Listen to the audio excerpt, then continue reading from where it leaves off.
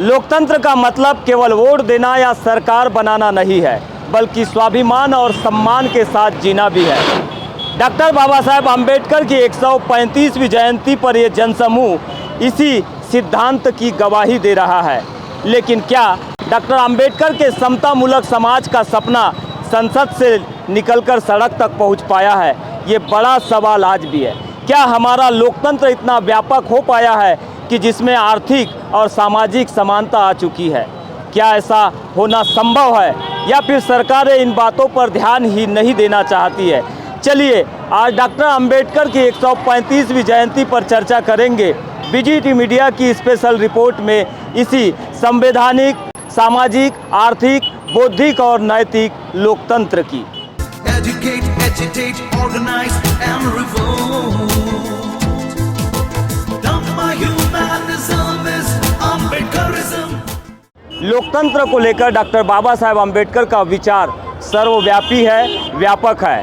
बाबा साहेब आम्बेडकर ने न केवल संवैधानिक लोकतंत्र की बात की है, बल्कि संसदीय लोकतंत्र, आर्थिक लोकतंत्र, सामाजिक लोकतंत्र के साथ नैतिक और बौद्धिक लोकतंत्र की भी बात की है।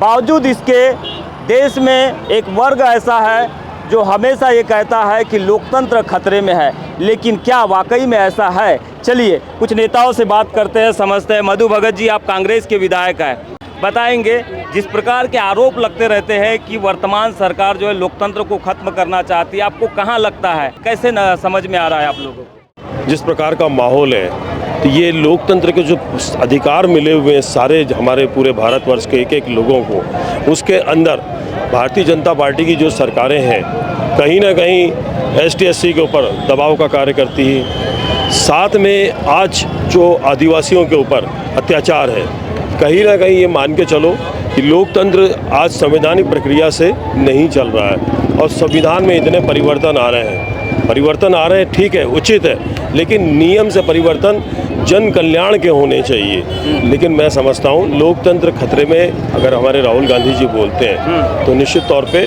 आज मणिपुर देख लो, आज तुम देश के अंदर अन्य ऐसे ऐसे जगह देख लो, आज उद्योग लोगों को देख लो, उद्योगपति का ये लोकतंत्र के अंदर परिवर्तन नियम धाराएं करते जा रहे हैं उद्योगों को बढ़ावा के लिए। उद्योग बढ़ाएं, अच्छी बात है, लेकिन उद्योगपति नियमित लोगों को आज गरीब संसाधन जो जिस प्रकार से जीते थे, आज गरीबों का संसाधन मरा हुआ है, तो लोकतंत्र क्यों नहीं खतरे में? इन 6 प्रकार के लोकतंत्र की संकल्पना अगर डॉक्टर अंबेडकर ने दी है तो इसमें किस तरह का आज बदलाव देखने मिल रहा है? और ये जो विपक्षी दल के लोग आरोप लगाते हैं, आप इसको किस तरह से देखते हैं? जिस तरीके से भारत का संविधान जो विश्व का सबसे बड़ा संविधान है, जो समानता न्याय की बात करता है, और उसके आधार पर इसीलिए हम कह सकते हैं कि वर्षों से भारत का लोकतंत्र बचा हुआ है और जिस पर सरकारें भी अपनी अपनी तरीके से काम कर रही है। डॉक्टर बाबा साहब अम्बेडकर जी ने शिक्षा के महत्व को समझाया, महिला सशक्तिकरण की बात कही। चूँकि आपका सवाल विपक्ष को लेकर है, विपक्ष का काम ही है कि आरोप और प्रत्यारोप रखना और उनकी किसी भी जवाब को गंभीरता से जवाब देना मैं उचित नहीं समझती। हम भारतवर्ष में एक स्वच्छ, साफ सुथरी, जनता के हित की राजनीति भारतीय जनता पार्टी के नेतृत्व की सरकारें करती है। हमारे आराध्य पंडित दीनदयाल जी उपाध्याय का एकात्म मानववाद का सिद्धांत, जो अंतिम छोर के व्यक्ति को विकास देना, उस आधार पर सरकार की योजनाओं में और मंशाओं में दिखता है, जो कहीं ना कहीं डॉक्टर बाबा साहब अम्बेडकर जी के भी विचारों से प्रेरित है। वर्षों से जो सब कुछ हुआ वो सब हमने देखा, लेकिन एक और ऐतिहासिक कदम, क्योंकि डॉक्टर बाबा साहब अम्बेडकर जी ने ही कहा था कि शिक्षा वो शेरनी का दूध है जो पिएगा वो दहाड़ेगा, और शिक्षा का व्यापकता बढ़े, चाहे वनवासी अंचल हो, हर वर्ग और हर जाति वर्ग के व्यक्ति को शिक्षा मिले, इसको लेकर हमारी सरकारों ने भरपूर काम किया है और कर रहे हैं। महिला सशक्तिकरण की, क्योंकि महिलाओं को स्थान देने के लिए भी पैरवी करने का काम डॉक्टर बाबा साहब जी ने किया। और मुझे गर्व है कि देश के प्रधानमंत्री नरेंद्र मोदी जी के द्वारा 2023 में जो नारी शक्ति वंदन अधिनियम लाया गया, और अभी संशोधन के माध्यम से विशेष सत्र लाकर 16, 17, 18 अप्रैल को नारी शक्ति वंदन अधिनियम में संशोधन के साथ 2029 के चुनाव 33% आरक्षण के साथ हो, कहीं ना कहीं बाबा साहब के विचारों से और उनके बताए मार्ग से प्रेरित होकर सरकारें काम कर रही है। जो हम कह सकते हैं कि जो डॉक्टर बाबा साहब ने सपना देखा था कि समाज के हर वर्ग का उत्थान हो, समाज में महिलाएं मजबूत हो, भारत आगे बढ़े, उस दिशा में भारत आगे बढ़ रहा है। लोकतंत्र को खतरे में डाल रही है सरकार। कहाँ आपको ऐसा लग रहा है कि वाकई में देश का लोकतंत्र जो है, जिसका बुनियाद सामाजिक, आर्थिक, नैतिक, बौद्धिक, राजनीतिक और भी तमाम चीज़ों को जोड़ते हुए की गई है। संसदीय पार्लियामेंट्री की भी बात की जा रही है, संवैधानिक लोकतंत्र की भी बात की जा रही है। कहाँ ऐसा लग रहा है कि संविधान खतरे में है, लोकतंत्र खतरे में है? आज भारत देश दुनिया का सबसे बड़ा लोकतांत्रिक देश है और हम गर्व से सिर उठाकर कहते हैं कि हम भारत देश के नागरिक हैं। हमारे देश में संविधान ऐसा है जहां हम हर एक नागरिक को समान मौलिक अधिकार मिले हुए हैं। लोकतंत्र का राज्य है हमारे देश में। लेकिन अभी हम कुछ दिनों से देख रहे हैं कि हमारे केंद्र में जो भारतीय जनता पार्टी की सरकार है, श्री नरेंद्र मोदी जी की सरकार, भारतीय जनता पार्टी की लगातार ये मंशा चल रही है कि संविधान को बदलना, संविधान में संशोधन की बात भी करते हैं, ये संविधान को बदलने की भी बात करते हैं। अभी आपने देखा जो पिछले हमारा जो लोकसभा के चुनाव हुआ था उसमें इन्होंने सीधे कहा था कि अब की बार 400 पार, और 400 अगर हमारे आ गए सांसद तो हम संविधान को बदलेंगे। तो इसलिए हमारे नेता, विपक्ष के नेता लोक सभा में श्री राहुल गांधी जी, उन्होंने यही कहा है सदन में भी और सड़क पे, और हम सब कांग्रेस पार्टी के सिपाही ये कह रहे हैं कि अगर हमारी केंद्र सरकार, सत्ता में बैठी हुई सरकार, अगर इस तरह के कहना चाहिए बयान दे रही है, नेता बयान दे रहे हैं, हमारे गृह मंत्री अमित शाह जी ये कह रहे हैं, तो ये बहुत गंभीर बात है कि भारत देश का संविधान, जिसकी सुंदरता की चर्चा पूरे विश्व में होती है, जिसकी समानता की बात पूरे विश्व के लोगों में होती है, अगर इस संविधान को बदलने की बात सरकार कर रही है तो राहुल गांधी जी कह रहे हैं कि हम संविधान नहीं बदलने देंगे। परम पूज्य बाबा साहब अम्बेडकर जी ने इस संविधान को जो बनाया है वो हम सबके लिए बनाया है, हमारे देश को सम्मान देने के लिए बनाया है, आम नागरिकों के मौलिक अधिकार देने के लिए बनाया है। बदलाव किसी तरह बर्दाश्त नहीं होगा, चाहे हमारी जान चली जाए, लेकिन हम संविधान को बदलने नहीं देंगे। और यही कारण है कि आप देखिए कि जब जिम्मेदार प्रधानमंत्री जी, जिम्मेदार देश के गृह मंत्री जी अगर ये कहते हैं कि संविधान हम बदलेंगे, तो फिर तो संविधान को खतरा है। और जब संविधान को खतरा है तो मेरा तो कहना है देश के जो अरबों, 1 अरब से ज़्यादा आबादी का ये भारत देश हमारा, हम सबको सड़क पर उतरने की ज़रूरत है कि बाबा साहब के रचे हुए संविधान को हम किसी कीमत पर उससे छेड़छाड़ बर्दाश्त नहीं करेंगे। महामानव, महाक्रांतिकारी, महाविद्वान, महाकरुणाकारी।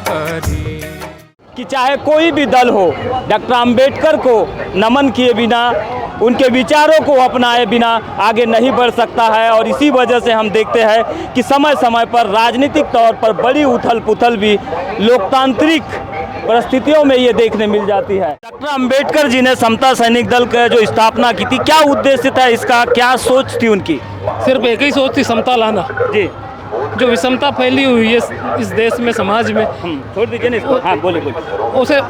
उस विषमता को समता में परिवर्तित करना हमारा मुख्य ध्येय है। जी, ये किस तरह से काम कर रहा है समता को स्थापित करने के लिए और विषमता को दूर भगाने के लिए?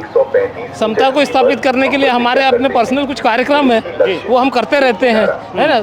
साथ में हमारे कुछ अंडरग्राउंड कार्यक्रम चलते हैं, वो जो हम करते हैं। तो समता को स्थापित करने के लिए क्या क्या करना है, हमारी पूरी टीम उस पर बात करती है और फिर हम वो कार्यक्रम आयोजित करते हैं। जी, कितने साल हो गए इस संगठन को बने हुए?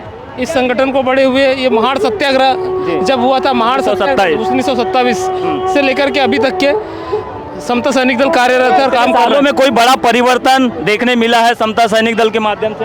बहुत सारे परिवर्तन आया है समता सैनिक दल में। सबसे पहले तो बाबा साहब का जो भी कार्रवाई आज तक के चलते आया है, उसमें समता सैनिक दल का बहुत प्रमुख योगदान रहा है। तो समता सैनिक दल का प्रमुख और मुख्य योगदान यही है, समता को लाना, विषमता को दूर भगाना। चलिए, हमारे साथ है पूज्य भदंते धम्म शिखर जी। डॉक्टर अंबेडकर जी कहते हैं कि एक पुरुष को शिक्षित करना मतलब केवल एक व्यक्ति को शिक्षित करना होता है, लेकिन महिलाओं को शिक्षित करना, परिवार को और समाज को शिक्षित करना। आज डॉक्टर अंबेडकर के विचार कितने प्रासंगिक है महिलाओं की प्रगति के लिए, युवाओं को शिक्षित बनाने के लिए, जो संगठित, शिक्षित और संघर्ष करो का नारा दिया। बाबा साहब, बोधिसत्व बाबा साहब अम्बेडकर की 135वीं जयंती के उपलक्ष्य में आप सभी लोगों को और विशेषकर यमलेश वंजारी को बहुत बहुत बधाई, अभिनंदन। आज बाबा साहब के विचार इतने प्रासंगिक हो गए हैं कि अमेरिका के 7 राज्यों में बाबा साहब का सामाजिक समता दिवस मनाया जा रहा है। आप सोचिए, भारत ही नहीं बल्कि पूरे दुनिया में सामाजिक समता दिवस के रूप में बाबा साहब की जयंती ये मनाई जा रही है। यानी कि भारत देश के लिए बहुत बड़ा गौरव का दिन है। और बाबा साहब की जो विचारधारा है, ये अंतिम छोर के जो महिला है, अंतिम छोर के जो अस्पृश्य है, अनटचेबल लोग हैं, उनको उठाने के लिए और सामाजिक न्याय, सामाजिक समता स्थापित करने के लिए महत्वपूर्ण बहुत बड़ा योगदान बाबा साहब का है। और ये आज ये दिख रहा है पूरे दुनिया में, देश दुनिया में दिख रहा है, भारत में भी दिख रहा है। और इसका बहुत ज़्यादा असर सामाजिक लोक में हो रहा है। बाबा साहब केवल दलितों के नेता बोला जाता था, एक समय था, लेकिन आज पूरे विश्व के प्रबुद्ध नेता, विश्व के ज्ञान प्रतीक बोधिसत्व बाबा साहब अम्बेडकर जी को माना जा रहा है। ये अपने आप में बाबा साहब के गुणों का और बाबा साहब के विधि जो संविधान उन्होंने लिखा है उसकी मान्यता, और बाबा साहब का एजुकेशन, बाबा साहब की सामाजिक सोच, धार्मिक सोच, राजनीतिक सोच और आर्थिक सोच के डेवलपमेंट ये देश दुनिया के लोगों को दिखाई दे रहा है। और आज इस अवसर पर ये आप देख भी रहे हैं कि इस रैली में ज़्यादा से ज़्यादा महिलाओं की भागीदारी है। तो युवाओं को लेकर आपके क्या विचार होंगे? युवाओं का एक बड़ा वर्ग है जो आज भी बाबा साहब को प्रतीक के तौर पर पूछता है, आइकॉन के तौर पर पूछता है, लेकिन उसके विचारों से कहीं ना कहीं कट जाता है, दूर हो जाता है। ऐसे युवाओं को आपका क्या मैसेज होगा? युवाओं को मैसेज यही है कि जब तक के संस्कार ग्रहण नहीं करेंगे, धम्म को आचरण नहीं करेंगे, बाबा साहब के विचारों को नहीं चलेंगे, तब तक ये मुमकिन नहीं हो सकता। आपने देखा है कि हमारी झांकी और हमारे पीछे पूरे युवक जो लोग हैं, इनको 10 दिन का ट्रेनिंग दिया गया है। और ट्रेनिंग में धम्म आचरण कैसे करना चाहिए, क्या बोलते, अपना समाज में, व्यवस्था में परिवार को सुखी कैसे बनाना चाहिए, दुख कैसे मुक्त करना चाहिए, और महत्वपूर्ण रूप से मानवता कैसे स्थापित करना चाहिए। ये जो बात है, ये जो भावना है, ये भावना ये शिविरों में पढ़ाई जाती है युवकों को। तो यही मेरा सभी युवकों से अनुरोध है, ज़्यादा से ज़्यादा इसका प्रशिक्षण ले और ज़्यादा से ज़्यादा धम्म आचरण करने का, विचारधारा को पालन करने का एक प्रशिक्षण ग्रहण करके अपने समाज के उत्थान के कार्यक्रम को वो चलाए। तो समाज के उत्थान के लिए मानवतावादी होना जरूरी है, इस प्रकार का विचार भंते धम्मशिखर जी ने रखा है। लेकिन आप देख रहे हैं कि ये अंबेडकर जयंती का उल्लास है, उत्साह है, जिसमें हजारों की तादाद में युवा, महिलाएं और सभी तरह के लोग आज इसमें जुड़े हुए।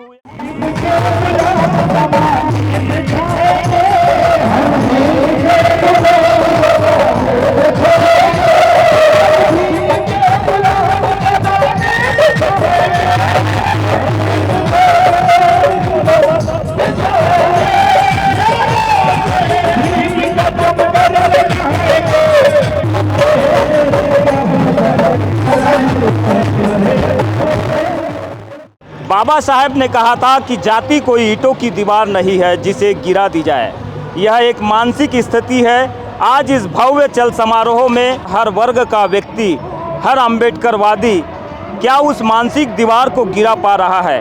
बालाघाट के चौक चौराहों पर लहराते पंचशील और नीले झंडे आज केवल उत्सव नहीं बल्कि सामाजिक एकता का संदेश भी दे रहे हैं। बाबा साहब ने महिलाओं के लिए बहुत अच्छा काम किया है।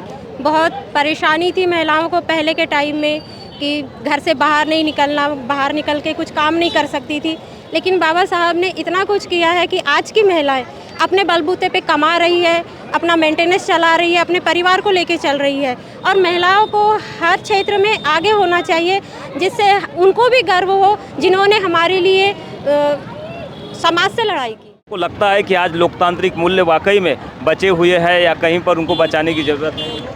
समाज के लोग इस लगे हुए हैं लोकतंत्र बचाने, क्योंकि आज की जो सरकार है उन्होंने टोटल लोकतंत्र ख़त्म कर दिया है। 2 आदमी राज कर रहे हैं और 2 आदमी को सारा संपत्ति देश की दी जा रही है। ये लोकतंत्र ख़त्म नहीं है तो और क्या है? डॉक्टर अंबेडकर की 135वीं जयंती के इस भव्य आयोजन का असली अर्थ केवल उत्सव मनाना या फिर नीले झंडे लहराना नहीं है। इसका वास्तविक अर्थ है बाबा साहब के उन मूल्यों को जीना जिनके लिए उन्होंने अपना पूरा जीवन समर्पित कर दिया। आज जब हम बालाघाट के अंबेडकर चौक से विदा ले रहे हैं तो हमें खुद से यह सवाल पूछना होगा, क्या हम उस संवैधानिक नैतिकता और सामाजिक न्याय के रक्षक बन पाए हैं जिसका सपना बाबा साहब ने देखा था? जयंती का यह शोर कल थम जाएगा, लेकिन उनके विचार हमेशा लोगों के संघर्षों में जिंदा रहेंगे। Humanism.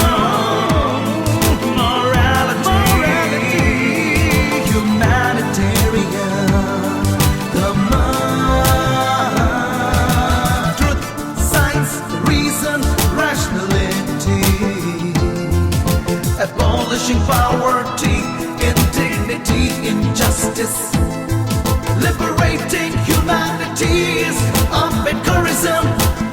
Whoa, Ambedkarism, Ambedkarism is a universal ideology. Yes, it is a universal ideology. Is a global